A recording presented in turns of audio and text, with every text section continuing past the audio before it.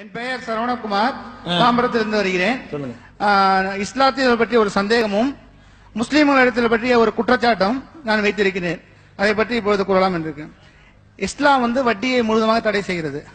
ஆனால் வங்கிகள், நிதி நிறுவனம், இந்த பைனான்சியல் இன்ஸ்டிடியூஷன், பேங்க்ஸ் இதெல்லாம் வட்டியின் அடிப்படையில் தான் இயங்குது. இல்லைன்னா அதனால இயங்க முடியாது. அப்படி இருக்கும்போது ஒரு நாட்டுக்கு இன்னொரு நாடு வர்த்தகம் பண்றது அந்த நாட்டிலே இருக்க பேங்க், இந்த நாட்டில் பேங்க், அது போல தான் இருக்குது. அதே போல இந்தியா மற்ற நாடுகளோட கடன் வாங்கும் போது அதுல எல்லா மக்களுக்கும் அதுல பங்கு இருக்குது. நீங்களும் அதுக்கு பங்கு வைக்கிறீங்க, நானும் பங்கு வைக்கிறேன். இப்படி இருக்கும்போது வட்டி எந்த விதத்திலையும் அது சாத்தியம் இல்லை தடை செய்யறதுக்கு. அந்த மாதிரி இதை எப்படி நீ தடை செய்யுது? ஒரு பர்சனலா ஒரு மனிதன் கொடுக்கறதுனால தடை செய்யலாம். அதுல ஒரு காரணம் இருக்குது. எளிய வேணாம் திரும்ப கட்ட முடியாத பணம் அப்படின்னு சொல்றதுனால அது. பட் பொதுப்படையா இது எப்படி? ஒருவன் வேலை செய்யறவன் வட்டிக்கு ஒரு குறைந்த வட்டிக்கு லோன் வாங்கி வீடு கட்டி அவன் வாழ்க்கை நல்லபடி தான் இருக்க போகுது. அதுல எந்த வித இதுவும் இல்லை. பட் முழுவதுமா இதை எப்படி தடை செய்ய முடியுது? இது ஒரு சாத்தியமே கிடையாது. மேலும் இஸ்லாம் கண்ட்ரியில எல்லாத்துலயுமே பேங்க், பைனான்சியல் இன்ஸ்டிடியூஷன் எல்லாம் இருக்கு. அங்க வேலை செய்யறவங்க எல்லாம் பெரும்பாலும் முஸ்லீம்கள் தான். அப்போ அவங்க எல்லாம் எங்கேயுமே பேங்க்ல எல்லாம் வேலை செய்யக்கூடாதா? ஏன்னா அந்த வட்டியில வர பணத்தில் தானே அவங்க பணம் சம்பாதிக்கிறாங்க. அப்படி. ரெண்டாவது, ஒரு தொழிற்சாலை வேலை செய்யறாங்க, அவங்க மறைமுகமாகவும் வட்டிக்கு இருக்காங்க. எப்படின்னா, இப்போ அந்த லோன் வாங்குறாங்க, அந்த தொழிற்சாலை, அதுல இயங்குறாங்க, அதுல பணம் சம்பாதிக்கிறாங்க, அதை ஊதியமா கொடுக்குறாங்க. சோ அந்த ஊதியமும் ஒரு வட்டியில இருந்து தானே வருது. அப்படி இருக்கும்போது அப்படி யாருமே எங்கேயும் வேலை செய்ய முடியாது. இது எப்படி ஒரு சாத்தியம் இல்லாத ஒண்ணு இஸ்லாம் செய்வது? இது எனக்கு ஒரு சந்தேகம். வட்டிங்கிறது தவிர்க்க முடியுமா முடியாதாங்கிறத ரெண்டாவது வைங்க. முதல்ல நம்ம விளங்க வேண்டியது, மனிதர்கள்லாம் சேர்ந்துதான் ஒன்றை நடைமுறைப்படுத்தணும், அழிக்கணும். நம்ம கையெல்லாம் எல்லாமே இருக்குது. நம்ம எல்லாரும் தீமைன்னு உணர்ந்தோம்னா அழிச்சிட முடியும், உணர்றதுனா அழிக்க மாட்டோம். அப்ப வட்டி என்பது ஒரு நல்ல காரியமா கெட்டதா, அதை முதல்ல ஆராய்ச்சி பண்ணணும். வட்டிங்கிறது பெரிய கொடுமை, பொருளாதார சுரண்டல். இன்னைக்கு நாடு இருக்கிற இந்த இருப்புக்கு காரணமே வட்டி தான். இப்ப நம்மளுக்கு வரி போடுறாங்க இல்லையா? வரியில வட்டி எவ்வளவு போகுது தெரியுமா? கடனுக்கு நான் சொல்லல, கடனை சொல்லல, உங்களிடமிருந்து பெறக்கூடிய வரி பணத்தில் இந்த மத்திய பட்ஜெட் போட்டாங்கல்ல, இந்த வருஷத்தினுடைய யஸ்வந்த் சின்ஹாவுடைய பட்ஜெட்ல வட்டிக்கு ஒதுக்கின தொகை ஒரு ரூபாயில் 26 பைசா. இந்த லேட்டஸ்ட் பட்ஜெட் இருக்குல்ல, இந்த பட்ஜெட்ல வட்டிக்கு, அதாவது நம்மள்ட்ட வரின்னு வாங்குறாங்க, வரி வாங்கி நாட்டு மக்கள் நன்மைக்கு பண்ணா பரவாயில்லை, வரின்னு நம்மள்ட்ட வாங்கி அதுல கடனுக்கு செலுத்தல, வட்டி கடனுக்கு கொடுக்கறது நான் சொல்லல, வாங்கின கடனுக்கு வட்டி கட்டுறதுக்கு மாத்திரம் அரசாங்கத்தினுடைய பணம் நாளில் ஒரு பங்கு செலவாகுது. 26%, ரூபாய்க்கு 26 பைசா. அப்ப 26 பைசா வட்டி மட்டும் கொடுக்கணும்னு சொன்னா வாங்கின கடன் எவ்வளவு இருக்கும் நீங்க கணக்கு பண்ணிக்கிறீங்க. போட்ட பட்ஜெட்லாம் தாண்டி இருக்கும். அப்ப அந்த அளவுக்கு பணக்கார நாடுகள்ல நம்ம கடன் வாங்கி போடுறோம். இந்த கடன் வாங்குற காரணத்தினால இந்த 26 பைசாவை அங்க கொடுக்கலன்னா அது நமக்கு உதவுமா இல்லையா? 26 பைசா வட்டி அங்க செலுத்தலன்னு சொன்னா, இலவசமாக கடனா அந்த ரூபாய் கிடைச்சிருன்னு சொன்னா, அல்லது கடன் வாங்காம இருந்திருந்தோம்னு சொன்னா இந்த நிலைமை வந்திருக்குமா? கால்வாசி பணம் லேசானது இல்லைங்க. 1000 கோடி ரூபாய்க்கு பட்ஜெட் போட்டா 250 கோடி ரூபாய். நீங்க ரூபாயில சொல்லும்போது 26 பைசா உங்களுக்கு தெரியும். 10,000 கோடிக்கு போட்டோம்னா 2500 கோடி ரூபாய். 2500 கோடி ரூபாயில கங்கையும் காவிரியும் ஒன்னா இணைச்சு பெரிய பசுமை புரட்சி பண்ணிட்டு போயிடலாம். அவ்வளவு பெரிய ப்ராஜெக்ட் அது. ஒரு வருஷத்துக்கு கொடுக்கிற வட்டியில பெரிய பெரிய பசுமை புரட்சி பண்ணிட்டு போயிடலாம். பெரிய வல்லரசு ஆகலாம், அமெரிக்கா மாதிரி வல்லரசு ஆக முடியும். வட்டிங்கிற காரணத்தினால நாட்டினுடைய முன்னேற்றம் பூரா நாசமா போறத கண்கூட காண்றோம். அப்படி இருந்து கவர்மெண்ட் வட்டி வாங்குறான். என்ன தைரியத்தில் வாங்குறான்? வாங்கினா கேட்க மாட்டீங்க தைரியத்தில் வாங்குறான். வாங்கினா என்ன வந்துட போகுது? எதிர்ப்பீங்களா? நீங்க புரட்சி பண்ணுவீங்களா? போராடுவீங்களா? அப்ப மக்களுடைய எதிர்ப்பு உண்டாகுமையானால் கவர்மெண்ட் கண்டிப்பா, எந்த கவர்மெண்ட் வந்தாலும் சரி, வட்டியை ஒழிக்கிறதுக்கு முயற்சி பண்ணும். நீங்களும் சரிதாண்டு போனீங்கன்னா, கூட்டத்தோட கோவிந்தாண்டு போனீங்கன்னா ஒழிக்க முடியாது. அது தீமைன்னு விளங்கிக்கிறணும். ரெண்டாவது என்ன தீமை? ஒரு பொருள், அந்த கைக்குட்டையை நான் உற்பத்தி பண்றேன், என் சொந்த பணத்தை போட்டு நான் உற்பத்தி பண்ணினால் 5 ரூபாய் அடக்கமாகும். உங்கள்ட்ட வட்டிக்கு வாங்கி உற்பத்தி பண்ணினா 6 ரூபாய் ஆயிரும். ஏன்? நான் வாங்கின கடன் வட்டி தரணுமே. 5 ரூபாய் அடக்கமாக ஒரு கைக்குட்டை 6 ரூபாய் அடக்கமாக எனக்கு ஆயிரும். என் பாக்கெட்ல இருந்து போட்டு நான் வட்டி கொடுக்க மாட்டேன், எந்த முதலாளியும் கொடுக்க மாட்டான். ஒரு டிவி கம்பெனி தயாரிக்கிறான்னு சொன்னா அரசாங்கத்தில் கடன் வாங்கியிருப்பான், 10,000 ரூபாய் அடக்கமாகும். அவன் அந்த முதலுக்கு வட்டி ஒண்ணு போடுவான் 2,000 ரூபாய், 12,000 அடக்கமா இருப்ப 13,000 ரூபாய்க்கு வைப்பான். வட்டி இல்லாம சொந்த காசை போட்டு செஞ்சா 10,500 அவனு விற்க முடியுமே.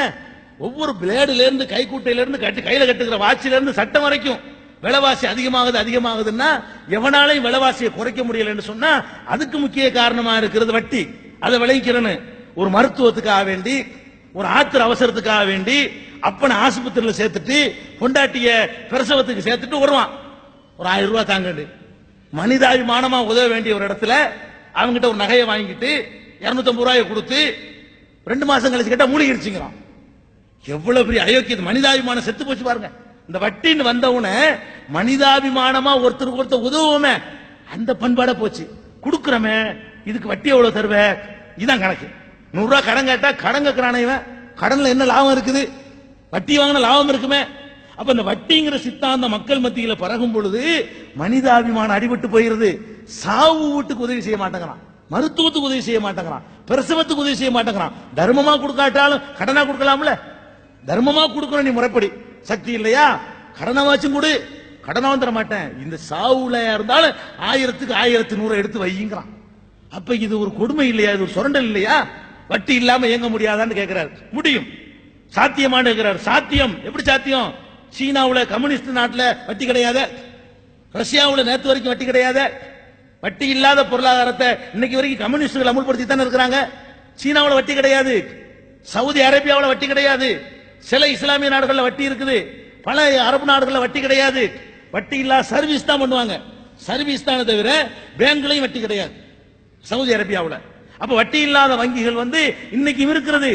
இந்தியாவுல நம்ம நாட்டில் முடியலன்னு சொன்னா வட்டிங்கிறது ஒரு பெரிய கௌரவம். வட்டி வாங்குறவன் பைனான்ஸ் சொல்லி வட்டி வாங்குறேன்னு விளம்பரம் கொடுத்தான்னு சொன்னா ஏமாறுறதுக்கு தயாரா இருக்கிற அளவுக்கு நம்ம இருக்கிறோம். நம்ம மனநிலை எப்படி ஆச்சு பத்தியா? இந்த வட்டி வட்டி மனப்பான்மை தானங்க நம்ம நாசமாக்கி இருக்குது.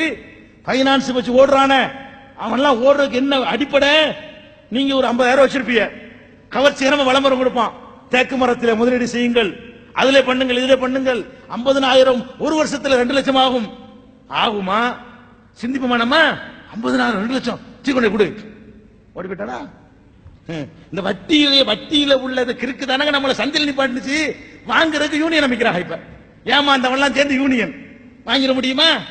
அவனை பிடிச்சி ஜெயில போட்டு வாங்கிட முடியுமா? அப்ப கவர்ச்சிகரமான விளம்பரங்களை நீங்க மயங்கி போய் இருக்கிறவன் ஏமாந்தானே, அதுக்கு என்ன காரணம்? வட்டி தான். வட்டி வாங்கணும் வட்டி வாங்கணும் 10-50 வருஷம் வாத்தியாரா இருந்து பென்ஷன் வாங்கிட்டு வருவாரு, ஒரு பெரிய தொகை இருக்கும். லைஃபுக்கெல்லாம் உதவும்னு சொல்லி வச்சு ஏதாவது துளையிறது பதிலா இவன் கொடுக்கிறது. அந்த பைனான்ஸ்ல கொடு, இந்த பைனான்ஸ்ல கொடு, தெருவில் நிற்பாரு. இதான் நடக்க போகுது. அதனால வட்டி கொடுமை அதை வழங்கிக்கிறேன். அடுத்த ஐயா இன்னொரு சரவணகுமார் இன்னொரு கேள்வி கேட்டிருக்காரு. அதுல அப்ப நீங்க கவர்மெண்ட் 26 பைசா வட்டி செலுத்துதுல நீங்க எல்லாம் தான் பங்காவரிய தவிர்க்க முடியல, எல்லாரும் தானே பங்காளி ஆவறியங்கிறது. இஸ்லாத்துல ஒரு அடிப்படை இருக்குங்க. குர்ஆன்ல ஒரு வசனம், எந்த ஆத்மாவையும் அதன் சக்திக்கு மீறி இறைவன் சிரமப்படுத்த மாட்டான். சக்தி இருந்தா தான் நாங்க இல்ல கேட்க மாட்டான். எனக்கு முடியல கவர்மெண்ட் வாங்குறதுக்கு நான் என்ன பண்ணுவேன்?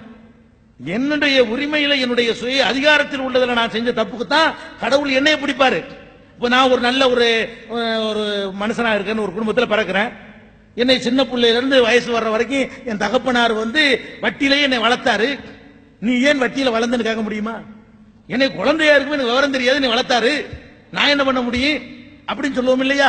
அப்ப நம்மளை அறியாமல் நம்ம மீது திணிக்கப்படக்கூடிய காரியங்களை முடிஞ்ச அளவுக்கு தவிர்க்க முயற்சிக்கணும். முடியலன்னா கடவுள் குற்றம் பிடிக்க மாட்டார். இப்ப உதாரணமா சில உணவுகளை திங்கக்கூடாதுன்னு மார்க்கத்தில் இஸ்லாத்தில் இருக்குது. பன்றி சாப்பிடக்கூடாது, அறுக்காமல் செத்து போனதை சாப்பிடக்கூடாது, ரத்தம் வெளியேறினா தான் சாப்பிடணும். அறுத்த ஆட்டுல ரத்தம் வெளியேறாது, உள்ளே இருந்துரும், அதனால பல கேடுகள் வரும்னு சாப்பிடக்கூடாதுங்குது. ஒருத்தன் சரியான பசி, பல இடத்துல போய் கேட்டான், ஒன்னும் கிடைக்கல. இதை திங்காட்டி செத்து போயிருவான். இப்ப ஒரு ஆடு தான் கிடைக்கும், செத்த ஆடு. இதை திங்கலன்னா செத்து போயிருவான். இப்ப தின்னு சொல்லுது இஸ்லாம். உசுரை காப்பாத்திக்க முடியாட்டி சட்டம் கிடையாது, முடியறதுக்கு தான் சட்டம். எது உனக்கு சக்தி இருக்குதோ சக்திக்கு மிஞ்சினதுக்கு தலையில சுமந்து உருண்டு பிறண்டுகிட்டு போன்னு சொல்லக்கூடிய மார்க்கமே கிடையாது. இஸ்லாம் என்ன சொல்லுதுன்னு கேட்டா, நம்மளை கஷ்டப்படுத்தாம சிரமப்படுத்தாம நம்முடைய தேவைக்கு மிஞ்சி, ஹஜ்ஜின்னு ஒரு கடமை இருக்கு, கடனை கொடுத்து தான் ஹஜ்ஜிக்கு போகணும் அப்படி சொல்லக்கூடிய மார்க்கம் இஸ்லாமிய மார்க்கம். தேவைக்கெல்லாம் மிஞ்சி இருந்தா தான் ஹஜ்ஜிக்கு போகணும். இப்படித்தான் இஸ்லாமிய சட்டங்கள்லாம் இருக்குது. அதனால கவர்மெண்ட் வட்டி வாங்குதுன்னு அதுக்கு நாங்க பொறுப்பு இல்லை, நாங்க வெறுக்கிறோம், நாங்க அது உடன்பாடு இல்லை. அவர்கள் வாங்கினதுக்காக வேண்டி கடவுள் எங்களை குற்றம் பிடிக்க மாட்டாருங்க. அதை தடுக்கும் சக்தி எங்களுக்கு இல்லை. எங்கள்கிட்ட ஆட்சி இருந்தா அல்ல நீங்க எல்லாரும் வட்டி வாங்க கூடாதுங்கிற சிந்தனைக்கு வந்தா ஒரு முஸ்லீம் மட்டும் 50 பேரும் சேர்ந்து ஒழிச்சிட முடியுமா? இந்த வட்டியை ஒழிக்கிறதுக்கு முஸ்லீமும் சேரணும், இந்துவும் சேரணும், கிறிஸ்தவர்களும் சேரணும், எல்லா மக்களும் சேர்ந்து இறங்கினா வட்டியை ஒழிக்க முடியும். இந்த 13% இருக்கக்கூடிய ஒரு சமுதாயத்தினால எப்படி 87% எதிராக வாக்களிச்சு வெற்றி பெற முடியும்?